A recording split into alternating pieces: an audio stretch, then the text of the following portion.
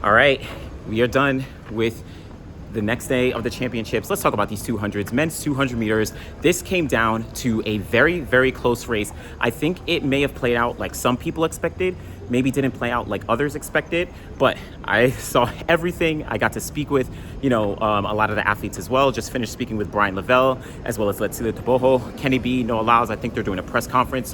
But men's 200, Noah Lyles gets his fourth consecutive gold medal at the World Championships, running 19.52 seconds. A little bit slower than what he did in the semis yesterday, where he ran 19.51.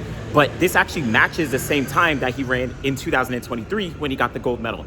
And I mean, at this point, he matches what Usain Bolt did in terms of World Championship gold medals, right? Usain Bolt won in 2009, 2011, 2013, 2015.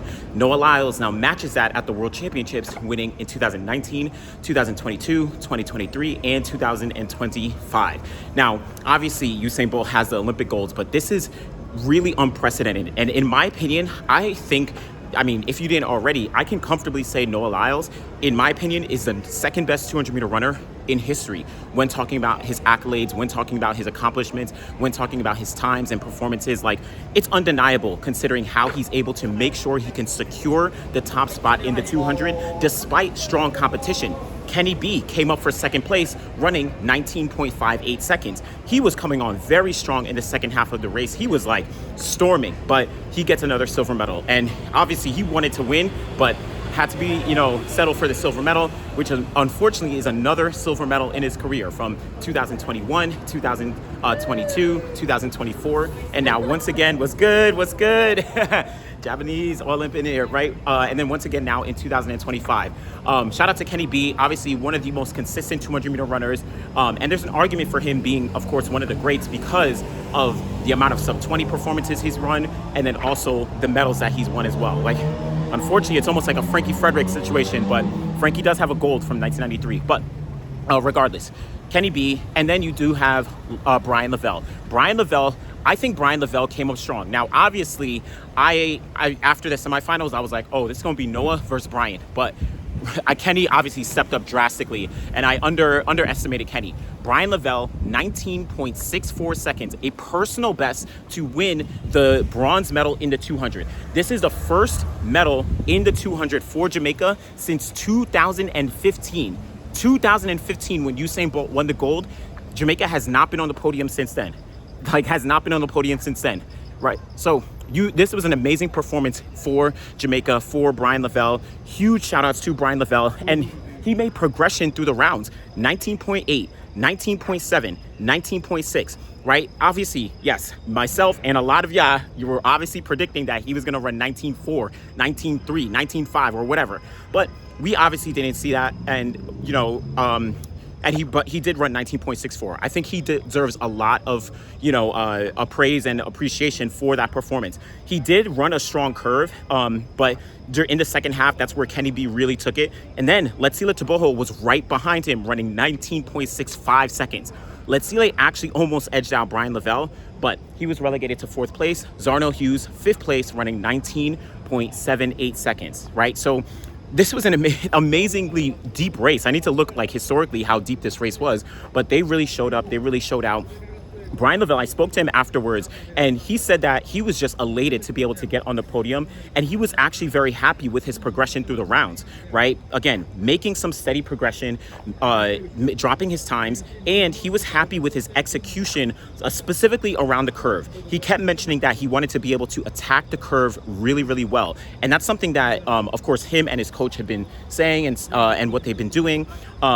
And I guess I'm just seeing a lot of growth from him over the past year or so. So I'm excited to see where Bryan Levell goes, how he takes himself in the future. He reflected a little bit on, competing at the Olympics, having some setbacks at Jamaican trials this year, but also being very, being able to get on the podium here.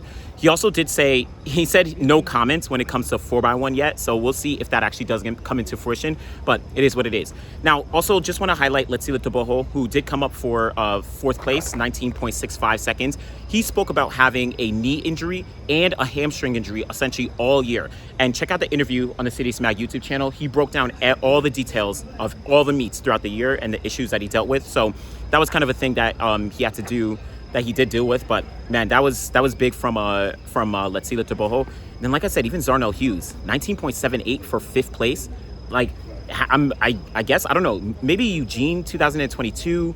I don't know, I'm off the top of my head, but this was a fast final that we really need to take into consideration. But I really want to highlight how Noah Lyles has essentially cemented himself as, in my opinion, the 2nd best 200-meter runner in history. I was maybe hedging a little bit on Michael Johnson and Noah Lyles because Michael has the Olympic gold medal. He had the world records and all that stuff. But when you actually look at what Noah has done and the consistency throughout his career, yes, he has the bronzes from 2021 and 2024 at the Olympics, but 4 consecutive gold medals at the World Championships. And then you add in all the sub-20 performances, add in all the sub-19.9s, 19.8s, 19.7s, 19.6s, right? Like 19.5s. It's crazy the amount that he's been able to remain consistent. And obviously, we're looking at the Noah Lyles era of sprinting, in my opinion. Yes, he just got the bronze medal in the 100 here, but when we take a look at the most consistent athlete across the board, in the 200 and the 100 over probably this like post-Usain Bolt era since about 2019, it's Noah Lyles. It really is Noah Lyles. And I mean, I don't know, he's still going, running 19.5. I think it also proves how he's not fazed by doing a double, right? I know that was a topic of conversation of like, okay, someone like Bryan Levell is going to be fresh, but someone like Noah Lyles and Kenny B, the double, they proved why that a double doesn't necessarily affect them. They're able to come into a 200 almost as if they're fresh, right? They both ran season's best. Noah ran 19.51 in his semifinals. Kenny B ran his season's best in the final. So, I mean, it's hard to say that they are not capable of delivering when we do talk about a double, but amazing performance across the board. Noah Lyles, gold medal, 19.52 seconds. Kenny Bednarek, silver medal, 19.58 seconds. Bryan Levell, 19.64 seconds to get Jamaica's first medal in the 200 since 2015. And then behind them, Letsila Teboho. You also had Zarnell Hughes. This was a race for the ages.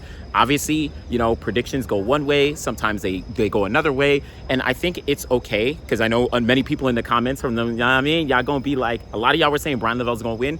It's okay to be wrong, right?